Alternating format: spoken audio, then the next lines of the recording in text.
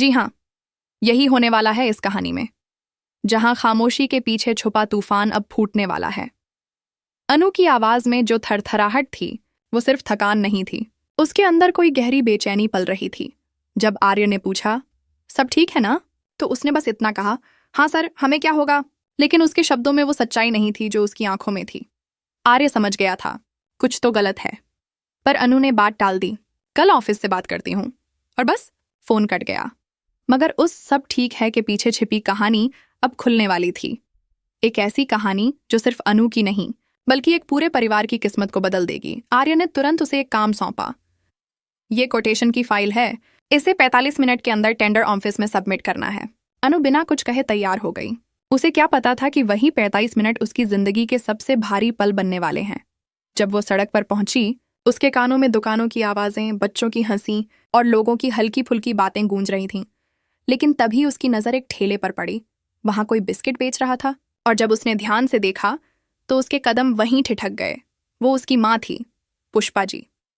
धूप में तपती, थकी हुई, हाथ में नमकीन बिस्किट की डिब्बी लिए राहगीरों से कह रही थी, बहन जी ले लीजिए, घर का बना है। तभी एक औरत झल्ला कर बोली, अरे हटो ना, क्यों पीछे पड़ी हो। वो लम्हा जैसे अनु के दिल में छुरा बनकर उतर गया। वो फाइल हाथ से गिरते गिरते बची। आंखों में पानी था, पर चेहरे पर जमाव। उसने दूर से बस इतना देखा, उसकी माँ मुस्कुरा रही थी, लेकिन उस मुस्कान के पीछे भूख, मजबूरी और एक टूटी हुई इज्जत छिपी थी। ये सब गोपाल जी की दुकान जलने के बाद शुरू हुआ था। एक वक्त था जब उस दुकान से पूरे मोहल्ले की खुशबू आती थी, ताजे बिस्किट, नमकीन और मिठाइयों की। लेकिन अब वहीं जगह राख में बदल चुकी थी। किसी को नहीं पता था कि आग कैसे लगी।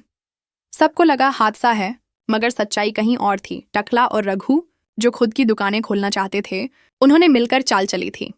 रात के अंधेरे में पेट्रोल डाला और दुकान को जला दिया। जलती लपटों में सिर्फ दुकान नहीं, बल्कि गोपाल जी का आत्मविश्वास भी जल गया। जब वो घर लौटे तो चेहरे पर राख और आंखों में हार थी।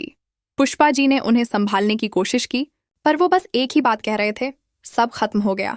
तभी दरवाजे पर वही टकला आया जो मुस्कुराता हुआ बोला, वाह गोपाल जी, मजे से घर में बैठे हैं, मेरी दुकान जलाकर अब चैन से आराम। गोपाल जी के हाथ जुड़ गए। भाई, मैंने कुछ नहीं किया, मुझ पर भरोसा करो। लेकिन टकला हंस पड़ा, इतनी आसानी से नहीं बचोगे, लाखों का नुकसान हुआ है मेरा, सजा तो मिलेगी। तभी पुलिस की सायरन गूंज उठी। पुष्पा जी घबरा गईं। पुलिस हमारे घर क्यों आ रही है? दरवाजा खुला और अफसर ने पूछा, गोपाल जी कौन है? मैं, उन्होंने कहा, आपको पूछताछ के लिए चलना होगा। अनु और पुष्पा जी के पैर जैसे जमीन में धंस गए।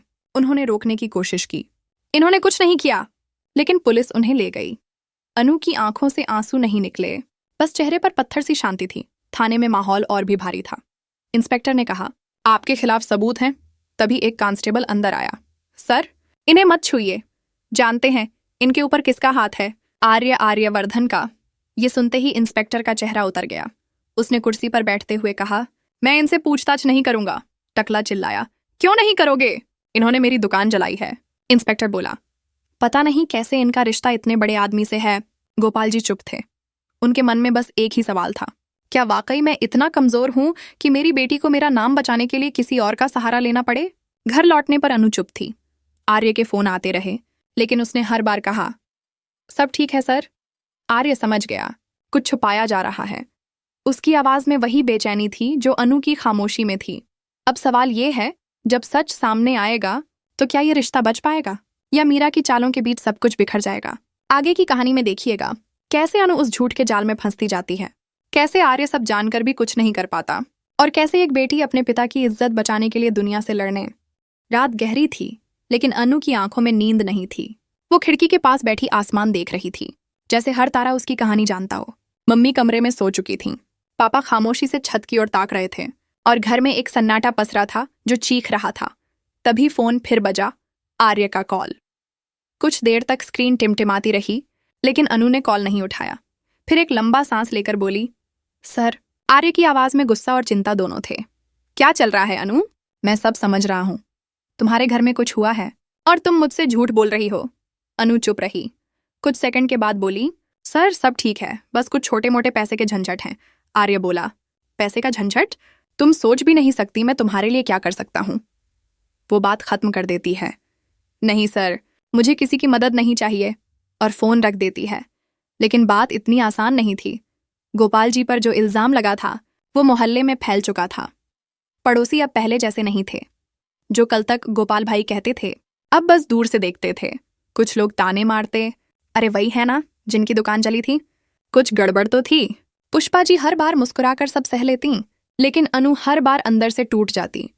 उसे लगता जैसे उसका हर कदम अब किसी ना किसी की नज़र में है। इसी बीच मीरा फिर से ऑफिस में हाजिर होती है। चेहरे पर वही बनावटी मुस्कान और होंठों पर वही मीठा जहर। आर्य, मैंने सुना अनु इन दिनों थोड़ा डिस्टर्ब है, वो कहती है। आर्य थोड़ी देर चुप रहता है, फिर कहता है, हाँ, लेकिन वो खुद को संभाल लेगी। मीरा हंसते हुए कहती है, ओह, संभाल लेगी या तुम संभाल लोगे? आर्य उसे घूर कर देखता है। मीरा, तुम अपनी हद में रहो। लेकिन मीरा को तो बस आग में घी डालना था। वो सोच चुकी थी कि अगर उसे आर्य से बदला लेना है तो रास्ता अनु से होकर ही जाएगा। अगले दिन अनु ऑफिस आई तो सबकी निगाहें उसी पर थीं। लोग धीरे धीरे फुसफुसा रहे थे, वो देखो जिसके पापा पुलिस में फंसे थे। मीरा ने चालाकी से ये अफवाह फैलाई थी। अनु के कदम भारी हो गए, लेकिन उसने चेहरा सीधा रखा और अपनी फाइल लेकर केबिन में चली गई। आर्य ने उसे देखा और पहली बार कहा, अनु बैठो। वो बैठ गई। तुम्हें लगता है मैं नहीं समझता क्या चल रहा है? तुम्हारे पापा को किसने फंसाया है? मुझे सब पता चल जाएगा, लेकिन उसके लिए तुम्हें सच बताना होगा। अनु ने पहली बार उसकी आंखों में देखा। सर, आप कुछ नहीं कर सकते। वो लोग बहुत गंदे हैं और अगर हमने कुछ कहा तो क्या? आर्य ने पूछा। तो फिर वो हमें भी जला देंगे। आर्य का चेहरा सख्त हो गया। उसने फाइल बंद की और कहा, अब ये मेरा मामला है, तुम डरना बंद करो। लेकिन अनु जानती थी ये सिर्फ उसका मामला नहीं, ये उसकी इज्जत, उसके पापा का नाम और उसकी माँ की उम्मीदों का सवाल था। शाम को जब वो घर लौटी तो गोपाल जी हाथ में पुरानी बीमा पॉलिसी लिए बैठे थे। अनु देख, इंश्योरेंस के पैसे मिल जाएंगे तो शायद सब ठीक हो जाएगा, लेकिन जो नुकसान हुआ है वो अंदर का है। अनु बोली, पापा मैं आपको वादा करती हूँ, जिसने ये किया है ना उसे सजा मिलेगी। पुष्पा जी धीरे से बोली, बेटा लड़ाई मत छेड़ना, बड़े लोग हैं वो, हमें कुचल देंगे। लेकिन अनु अब डरने वाली नहीं थी। उसने खुद से वादा किया था, चाहे जो भी हो सच सामने लाना है। अगले दिन वो चुपचाप उस पुराने गोदाम में गई जहां से आग लगी थी। दीवारों पर अब भी जली हुई राख की बू थी और जमीन पर कुछ अधजले कागज पड़े थे। अनु ने टॉर्च से देखा तो एक पेपर पर लिखा था, माल डिलीवरी, टकला ट्रेडर्स, सिग्नेचर रघु। वो दंग रह गई। यही सबूत था कि आग लगने से पहले उन्हीं लोगों की डिलीवरी यहाँ आई थी। उसने जल्दी से फोटो खींचे और मोबाइल में सेव कर लिए। उसी वक्त पीछे से आवाज आई, बहुत चालाक बन रही है तू। वो पलट कर देखती है, टकला और रघु वहीं खड़े थे। क्या चाहिए तुझे? तेरे बाप को जेल से छुड़ाने आई है। अनु डरते हुए पीछे हटती है, लेकिन बोली, मैंने जो देखा है वो सब पुलिस को दूंगी। टकला हंस पड़ा, तू देगी?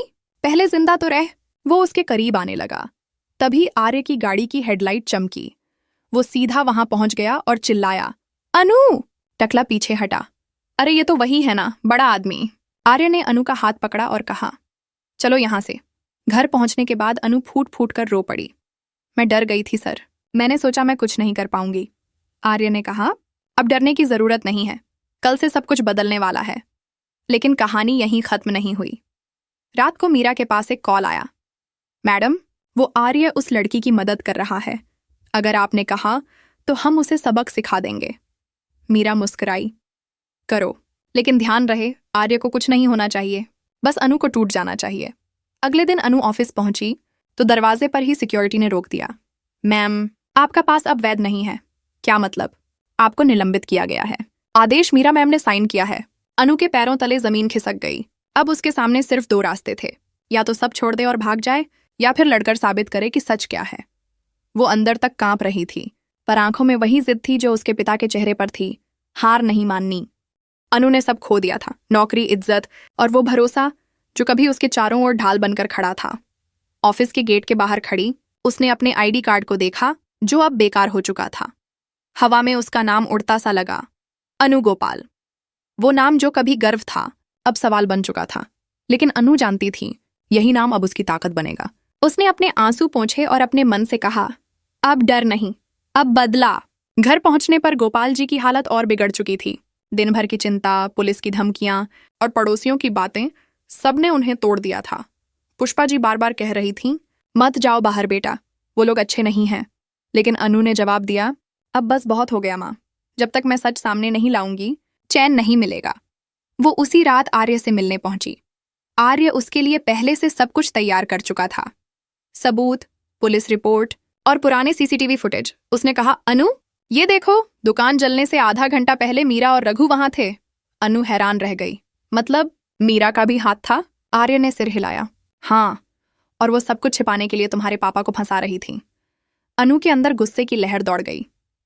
तो अब सबूत हैं हमारे पास? हाँ, लेकिन हमें सावधानी से खेलना होगा, वो लोग बहुत ताकतवर हैं। अनु बोली, अब डर नहीं लगता सर, अब मैं वही करूंगी जो सच्चा है। अगले दिन अनु सीधा मीरा के केबिन में पहुंची। मीरा अपनी महंगी कुर्सी पर बैठी मुस्कुरा रही थी। ओह अनु, तुम यहाँ? अब तो तुम्हें यहाँ आने की इजाजत नहीं है, अनु ने ठंडे स्वर में कहा। इजाजत लेने नहीं आई हूँ, हिसाब चुकाने आई हूँ। मीरा हंस पड़ी। हिसाब? तुम जैसी लड़की मेरे सामने खड़ी होकर मुझे धमका रही है। अनु ने फाइल उसके टेबल पर फेंकी। ये देखो, ये वही सीसीटीवी फुटेज है जो तुम्हें जेल पहुंचाने के लिए काफी है। मीरा का चेहरा सफेद पड़ गया। उसने घबरा कर कहा, तुम ये सब नहीं कर सकती। अनु बोली, मैं सब कर सकती हूँ क्योंकि मैं सही हूँ और तुम गलत। तभी आर्य अंदर आया। उसकी आंखों में गुस्सा था। मीरा, मुझे तुमसे यही उम्मीद थी। मैंने सोचा था तुम सिर्फ प्रोफेशनल ईर्ष्या रखती हो, लेकिन तुमने इंसानियत की सारी हदें पार कर दी। मीरा चिल्लाई, आर्य, तुम मेरे लिए ये सब कर रहे हो, एक मामूली लड़की के लिए? आर्य ने ठंडे स्वर में कहा, अनु मामूली नहीं है, वो सच्चाई है, और तुम झूठ। मीरा सब कुछ बिखरता देख अपनी कुर्सी से उठी और बाहर निकल गई, लेकिन रघु और टकला पहले से बाहर खड़े थे। अरे वाह, अब ये नाटक पुलिस तक ले जा रहे हो? टकला गरजा। आर्य आगे बढ़ा, अब तुम्हारा नाटक खत्म। उसी वक्त पुलिस की गाड़ियां आ गईं। इंस्पेक्टर बोला, हमारे पास सारे सबूत हैं। मीरा, रघु और टकला तीनों को हिरासत में लिया जाता है। मीरा चिल्लाई, आर्य, तुम पछताओगे। आर्य ने कहा, पछतावा तो तुम्हें होगा, झूठ